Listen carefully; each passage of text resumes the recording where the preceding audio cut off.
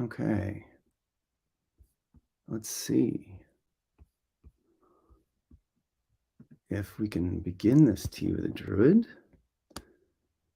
And hopefully the sound is working. Hello. Let's see who's dropping in.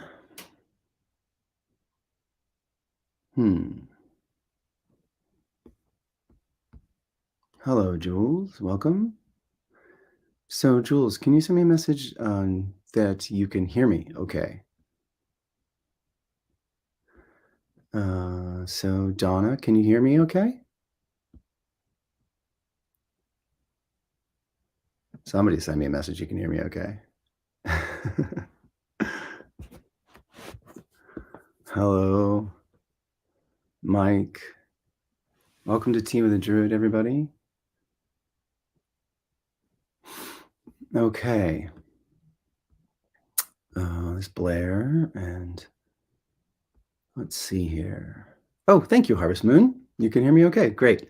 There's not like, that cool little indicator over here on the left that shows you whether or not you're actually coming through. I tested the sound, but I do like to see, visually see whether it's working or not. So we just let people come in as they're, from around the world here. It's really interesting. Freehold USA. Hello, Robbie Pearson and Natasha, Jeffrey. Let's see. Wonderful, Luca. Hi from Albuquerque. Hey, I'm in Arizona. I'm over here in Tempe, so we're not so far away. Welcome. Maggie from Scotland. Wonderful. And who else do we have here? Stephanie from Germany. And Sue from Northamptonshire. I don't even know if I said that right.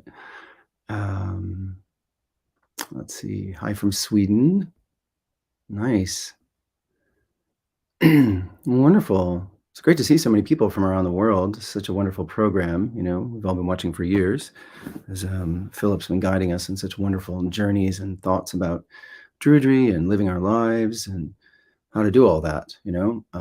I've been kind of watching and part of that Druid world for, I'd say almost 30 years now here from Arizona, living in the desert. And now I'm moving to London, which has been a lifelong dream. I'm so excited about that. Leave on the 29th. I'll be there. I'll arrive on the 30th. So I'm pretty excited about that. So yeah, let's get going. We're here at 12:01. Everybody seems to be settling in. Wonderful. Okay, so I'll just introduce myself. My name is Matt Baker, and as I mentioned earlier, I've been part of OBOD for a really long time, I guess, early 90s. Came across something you're all very familiar with. Came across, this. Right. Walked into a bookstore. I had moved out here from the East Coast where I grew up, and I was really looking for a tradition that was, connected to my own ancestry. Since my people really come from the Derby area of England. And so I took the cards home, I took the book home, the Druid Animal Oracle, and lo and behold, I opened it up and I just was stunned by the quality of the Will Worthington's artwork. And then, of course, the stories were incredible. And this is kind of an origin story for my journey into Druidry. And I followed the directions, I shuffled the cards, did what I'm supposed to, and I drew the swan. And I was like, oh, interesting. Soul writing at the time. I was getting my MFA in fiction here out in Arizona. And then I was like, oh, let me just shuffle them again. Let's see what happens, And I drew the swan again. And I was like, ooh, when something magical is about to happen, you get a little something goes on there, the energy. And I was like, wow. And so I shuffled them again, and I kind of put my hand on them, and I said, okay, if you're really there, make me draw it again. And I did. And I was alone in that moment. I mean, I wasn't alone in that moment. That was the issue. So there's a really profound shift that took place. And I ended up following on in the path and, writing off just before there was email and all that kind of stuff, wrote off and started following the Druid path. And here it is 30 years later. So it's wonderful to be invited to do this. And so I just today had a book come out called The Way of the Mystic Wizard, which is available on Amazon. or you can go to my website, which is matthewthomasbaker.com, and on the book section, there's a link for both the UK and the USA. And the book is a result of really about 15 years of research I did at, I started an art school 24 years ago, and I'm just retired from that. And inside the art school, I started a class called Poetry, Myth, Magic, and the Art of Transformation. Just really started as a poetry class, but it really became about this sort of deep transformative process that we go through as we interact with the arts and different mediums, and so you can really feel the bardic grade in that, right? And then the art of transformation, you can kind of feel the psychological part, the ovate grade in that, and how that played out. And so finally, what happened is I started an institute on my way out of my school that I started called the Institute of Non-Dual Shamanism. I was really interested in how non-duality and mysticism, particularly non-dual mysticism or formless mysticism, could interact with shamanism and the inner world. And so what ended up happening in that institute is I gathered together some people, they just found me through a variety of means. And for the last 4 years, we really delved into the inner world that I had been working with my students at my school for many years. And that's where the book came from, was putting together a combination of everything that I'd learned in teaching the class and then everything I'd learned in the institute, and bringing them together to offer to the world. And that's how you end up with the Way of the Mystic Wizard. So today, what we're going to do is kind of what I do almost really every Sunday morning. Those of us in the institute go on a journey into the inner world, which all of you, I'm sure, are familiar with. And but there's a specific process to that, and not just a specific process. There's a specific world we're going into, and the world came to me over many years. Obviously, it started inside Druidry, and I had often wondered, living out here, kind of really far away from what I think of as the heart of Druidry in some ways for me, which was is this sort of English countryside I've been dreaming about forever. I kind of wondered, are all us Druids, when we go into the inner world, are we really going to the same world? Like, what if we are? What if there is a place that's really the same place? And we all, of course, see it all a little bit differently. Some people, when they go into the inner world, they get really strong visuals. Some people, they smell. Some people, they hear. Some people, it's just a radiant darkness, but they know where they're going. They sense where they're going. But I kind of wondered. So I started to investigate, and I was doing that with my class and my students, right? We were kind of, because they were having the same experiences. They were coming out of these group journeys, these path workings that we were doing, and they would report they were seeing the same things. And before I would say where they were going, they would see them, which is a sign that you're actually generally making contact in the inner world. So over the years, we just sort of discovered this map, discovered this inner world. And one time I was asking the inner world, like, well, what is this? And I realized this old, song came through my head: over the hill and through the woods, to grandmother's house we go. And I realized all of a sudden that this is a really, really ancient thing and song, and that in Northern Europe, like, this was a way of finding your way into the sacred forest. So that's what we're going to do today. Is we're going to go into this particular inner world. I'll guide you. It'll be a path working, and so you won't be on your own. And because there's hundreds of us doing it together, and there's hundreds and hundreds and hundreds of people, maybe thousands of people who have gone before you, and then our ancestors who've been carving this path as well. There is well, you'll have to see. So traditionally, what I do before we go is I like to connect in with the inner world and be like, well, I draw a card, and I often draw maybe from 3 or 4 decks, but I often draw from this one. And so this morning for our journey, I connected with the inner world and was like, okay, well, for all those people coming around the world, who do we need today? And of course, this is how we draw. And it's relevant because that's who's behind my head, who guides. We're talking about, the source of inspiration and energy and power inside of us in the inner world. So this is who we drew today. And then I often draw also from this other really cool deck it's relatively recent, called The Sacred Traveler. And what I like about this is because the work that I do, we go on an annual quest in the Institute for Non-Dual Shamanism. And we go on the quest for the Hallows. And in the fall, we go for the cup. And well, actually, we start in the summer. We go for the spear of, intuition, and the cup of feeling is in the fall, and then the stone of sensation is in the winter, and we end with the sword, which is what we're doing right now. We end with the sword of intellect and discernment. And so this deck is really about a quest, and I like that. And how appropriate that today's card is Desert Passage. Trust that there's a divine plan. So what I like about this one is it says, even if it seems that life has areas of barrenness, beneath the surface, life is actually transforming, sometimes more than you think, in accordance with your own highest good.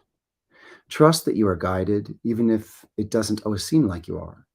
There are spiritual guides, allies. So listen with your heart, and then act on instinct. Believe that the messages you're being given are in your own highest good. Trust what you feel. So these are two beautiful cards to work with together, as we're channeling and working with the transformative energy of the fire dragon. And in transformation, there can be lots of ups and downs. And it's hard, particularly when you're being, from a shamanic perspective, dismembered or, falling apart and those kinds of things, to trust that there is a process going on. Okay, so before we jump in, we are about 10 minutes in. We'll do, maybe a 10-minute journey or so. The other thing that's important to understand about the work today, and Philip kind of set you up on an earlier Tea with the Druid, where he talked about non-duality and, non-dual mysticism. So formless mysticism is essentially, you think about almost like 3 or 4 different kinds of mysticism. All of us are familiar with nature mysticism. That's the feeling you get when you're in nature and you feel like connected. And it's beautiful. And there's a kind of like a radiance, right? And then there's this thing called deity mysticism, which can be, say you're working with a specific deity. Like I might be working, I work a lot with Freya and Ganesh, and White Tara from the Tibetan tradition. And you can work with a particular deity and in a number of ways, and you can feel a connection to them, and you can bring their energies into your body. So it's deity mysticism. And eventually you can realize that deity is even inside you, and you can transform. And then there's formless mysticism. And basically the way to understand that is it's basically an attempt to see awareness itself, pure, empty awareness. It would be like a fish trying to see water. And it's hard to actually see, but you can sense into it. Because the radical kind of insight of formless mysticism is that it's actually just our regular everyday awareness, which sounds bonkers, but it's not some faraway thing. It's this right here. Like what you're using right now to listen to me and I'm using to communicate with you is it. And as you begin to engage with that and you drop out of your rational mind, you can sense it. I mean, even as I'm calling it to our attention, notice how my voice is changing. And awareness becomes, it's always awake, but we become aware of the awakeness of awareness. It's actually called becoming aware of awareness. So what we're going to do is we're going to do both at once, a journey and also being aware of awareness. So most important as we go on this journey, obviously you need to be in a safe place and you don't want to be interrupted, because like all shamanic journeys, we're going into a little bit of a trance state, and you want to make sure that you're safe and that your phone is off. It can be interrupted. Your cat's not going to jump on you. My cats are outside the door, and my kids. All right. So just take a moment to center yourself, get rested, and close your eyes. And I'm going to take you into this world that we've discovered, and we'll go from there. So take a breath and just imagine yourself floating in some mist, really soft, comfortable mist. And we're just going to drop down into that mist. I'm going to count you down. 5, 4, deeper into the mist. 3, deeper. 2, deeper still. Finally, 1. And you appear out of the mist, and there in front of you is a beautiful doorway, a wooden doorway into what seems to be a castle wall. It's the entrance into the inner castle. Go up to the door, and you notice on the center of the door is a symbol of some kind. The symbol, your symbol right now. And just put a hand on the door and feel it tactilely if you can. And then you hear the door click and it opens. And you're stepping into a beautiful stone corridor. And start walking down the corridor, and then reach out with your right hand and allow your fingers to sort of gently drag along the stone. And notice that behind your fingers, light is trailing along the stone. And then you come to a juncture in the actual corridor, and there's some stone stairs that go down. So go ahead and go down those stairs. They spiral down to the right. And you go down and around once, carefully. And you emerge out into a beautiful room, like a common room with a couch and a fireplace and a beautiful table. And with, high, beautiful windows. And there on the table is sleeping a cat. And before the fireplace, there's an empty chair, and a dog is sleeping who wakes up and notices you and wags his tail. Now, across the common room on the other side is another stairway, just like the one you came down. So walk across this beautiful room and then go up that stairway and spiral around until you come to a platform and then an archway into another room. Step into that room and turn to the right, and on the far wall is a shimmering portal that leads into the inner world. And to the left, a wardrobe that holds your traveling garb. So go ahead and walk up to the portal and turn and open the wardrobe, and there are some traveling robes. So go ahead and put those on. Excellent. Now stand before the shimmering portal and gently put your hands into the portal so you can feel the energy move through your body. And don't be surprised if you actually feel it in your body. It's possible. Excellent. Now step through the portal, and you're standing on a hillside looking out over a field at the other side of which is a beautiful forest. And to the right, to the north, you can see there's snow-capped mountains far to the north. And somehow, straight ahead, far, far to the west, you can sense there is a great sea, an ocean. Vast. And then to your left, to the south, you sense there's one lonely mountain. And within that lives the fire dragon. And he is very aware of us today. So now it's time to walk down the hillside. Go ahead and walk down the hillside. Then we come to the edge of the field, walk across the field, and you can see that it's spring and there's flowers. It's beautiful. And far off to the right, as you're walking across the field, you see a stag. And looks up and notices you. And then before you know it, you're at the edge of the forest, and there is a beautiful standing stone right at an entrance to a pathway into the forest. And on the standing stone is the same symbol that was on the doorway. And place your hand on the stone and ground yourself in the inner world here. And then you sense movement to your left, and you look over, and out of the forest steps an animal. And this is your animal guide for today. Just go over and connect with that animal. Excellent.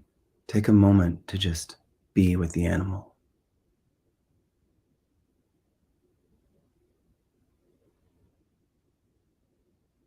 And now you sense that there's something right there between you and the animal in the dirt on the ground, and it's buried. Go ahead and dig away some of the dirt, and there you find a gift for you for today. Some symbol that represents your connection to this particular inner world. You can bring that gift up, hold it, just feel into its symbolic nature. You don't have to understand everything it means. And then you can carry it with you and absorb it in your hand, place it in your heart, wherever you feel like it will have value for you.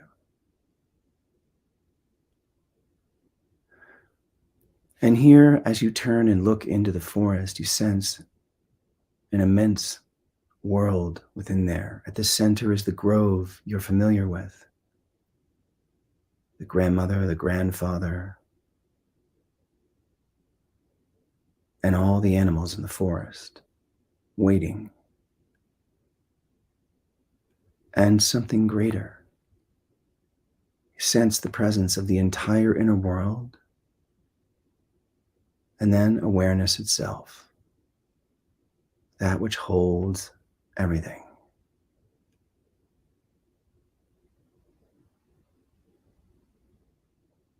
And now it's time to return. And the animal walks with you back across, or flies with you back across the field, up the hill, to the shimmering portal. But before you leave, turn and look out over the forest again. Sense into becoming aware of awareness. This awareness is not separate from you. It is you. It's awake and aware everywhere.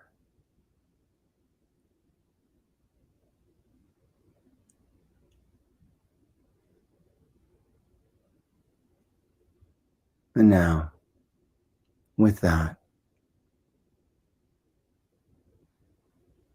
turn, go to the shimmering portal and step through. And you're back in the portal room.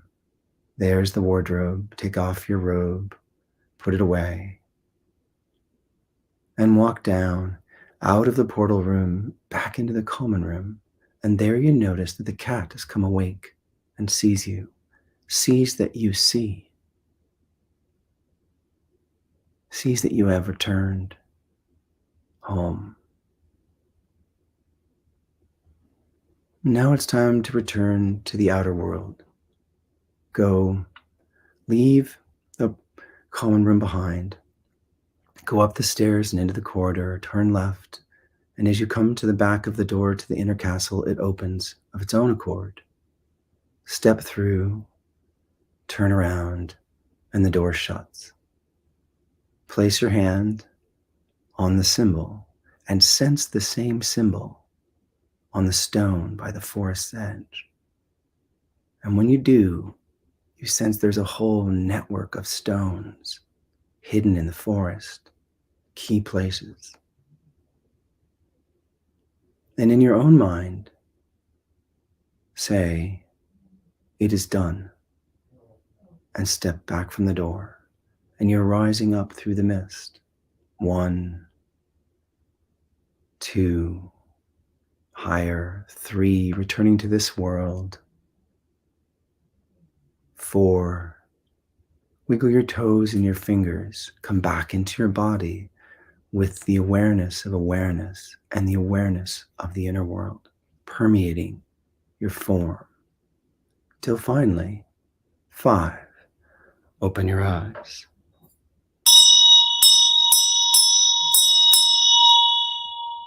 And you find yourself back here in the outer world.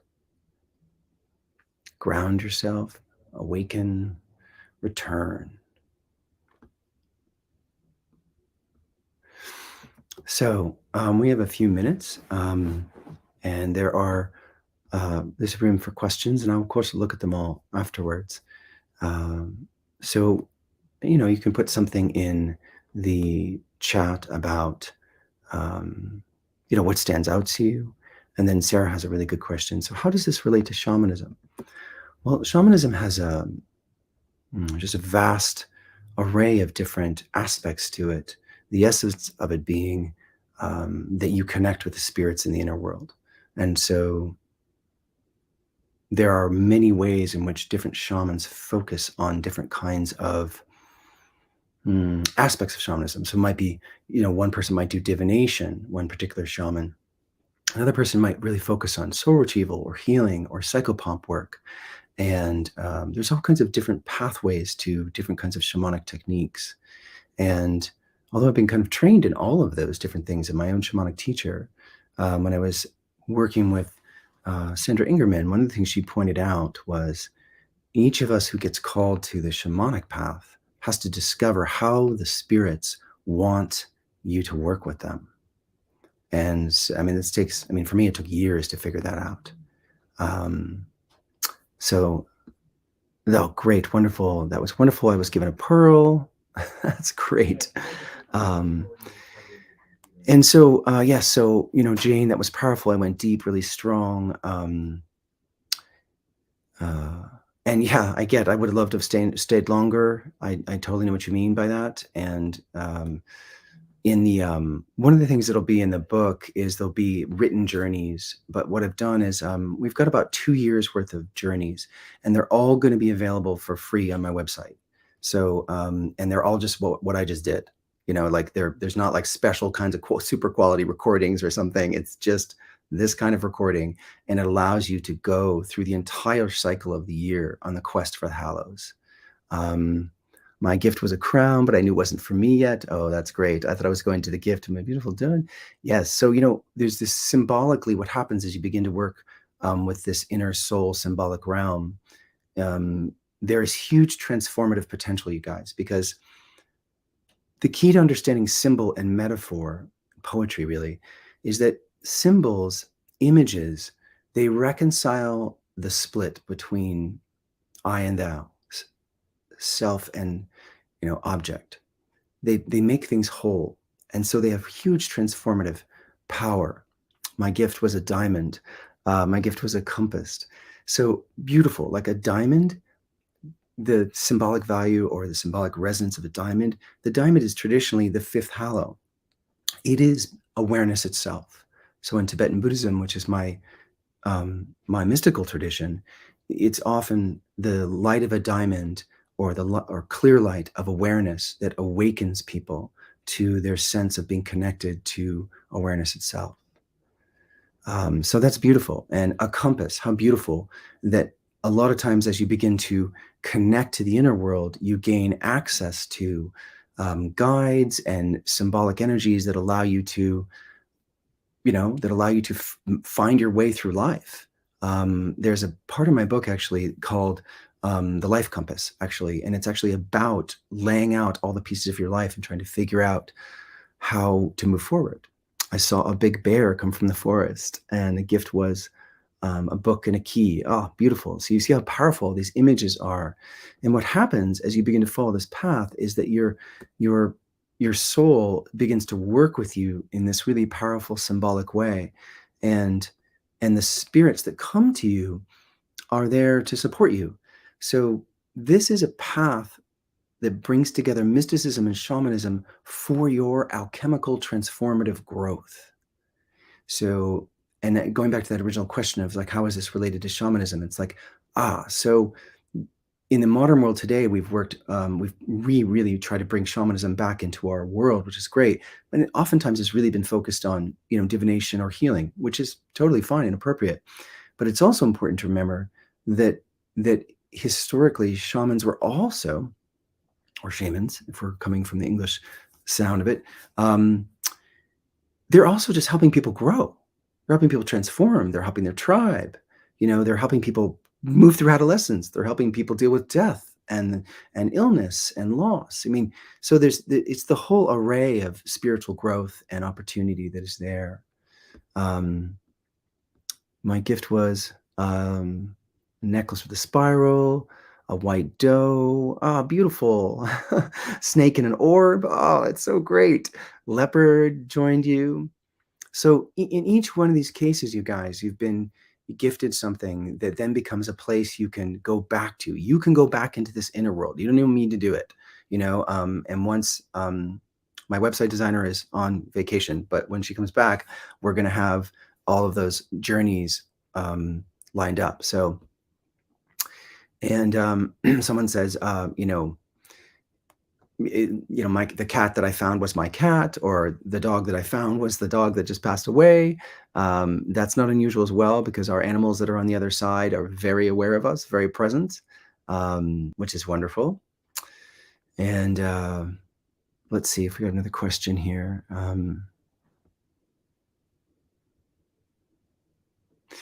Yeah. So the other thing, one of the wonderful things that Jung said about images, because a lot of this, understanding this psychologically comes from a Jungian perspective. And when Jung was doing his work, he fell into his inner world. It was really profound, and he was careful, and he learned over time that when you come out, when you get an image, like you get given a key or a compass or whatever it is like you don't have to just figure it out right away.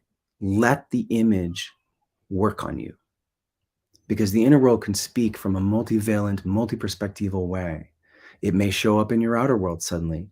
And so let's say you were given a key and you're like, oh, and you're like, oh, I know what that is. I need to go here. And it's like, okay, well, there may be a deeper meaning, just like a poem. The entire inner world is like a giant poem. It's absolutely beautiful, rich with symbolic meaning and hugely filled with transformative potential. So, oh, your cat was your lovely boy who passed last year. Oh, Flippa. Yeah. I know what you mean. I lost Chowder, my cat, for many, many years, and now we're fostering two cats, and and I think he came back, because he's so much alike. Well, so just 2 more minutes, you guys, then we'll head off. This has been a wonderful opportunity. Thank you so much to Philip for letting me to be here and check this out. And like I said, if you're interested a little bit more in this particular journey and pathway, the way the Mystic Wizard, in the book and on my website, the map to this inner world is actually rendered. The cover of the book is done by Matthew Spencer, absolutely fabulous artist that I found. He just made this piece of art of Old One Eye, and then I tracked him down. I was like, "Have you used this for anything yet?" And he said, "No, I just made it on my own." So that's where the cover comes from. And he is essentially the Stag Lord, the being that we run into and kind of oversees the forest. And on the back of the book and on the website is also the map of this whole place.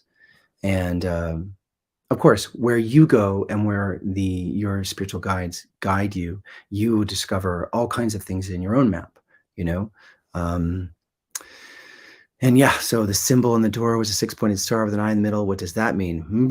Yeah, so the eye typically actually means, interestingly enough, when you run into an eye, kind of like the eye at the head of the top of the pyramid in the dollar, the eye actually represents awareness.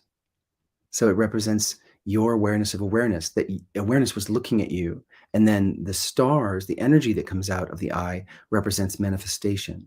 So awareness emerges from the formless and boom, spontaneously creates the whole universe.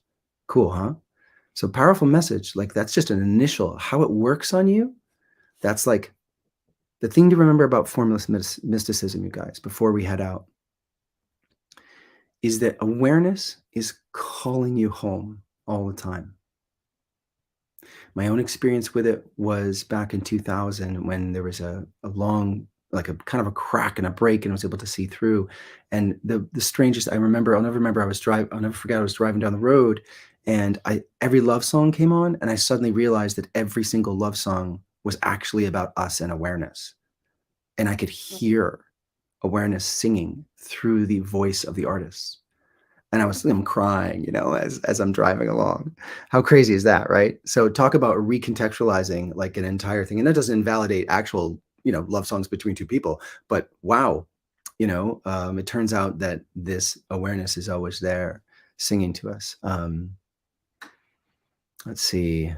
I'm traveling to summer gathering. I saw the symbol of the chalice well, and I was gifted a book from a stag. I love this. Nice. Wonderful. Yeah. Well, I will be at OBOD at the Glastonbury event teaching this year. So hopefully I'll see some of you. That would be wonderful. And oh, obviously come up and say hello to me, and because there's too many people on here for me to remember, and and we can chat. Okay. And I think we'll have to call it. It's been a half an hour. Yeah, I do love the songs, Our Awareness, pulling us back as well. Let's see. Yeah, so many gifts from the inner world. So I think in parting, I would just say that it's taken me many years, and it really started with Obad and with Druidry, but cultivating a relationship with the inner world is like any other relationship. We have been raised in a world where the inner world and the outer world are split, and the outer world is way more important in everybody's mind. And the message of so much of this work is healing that split will help heal our world from alienation, from disconnection that causes so much of the destruction that we see around us. It's like we all need to come home, not just to pure awareness, not just to spirit, but to the vibrant inner energies and world that live with us, that coexist with us on this planet. All right. Thanks so much, everybody. Hey, it was wonderful to spend time with you.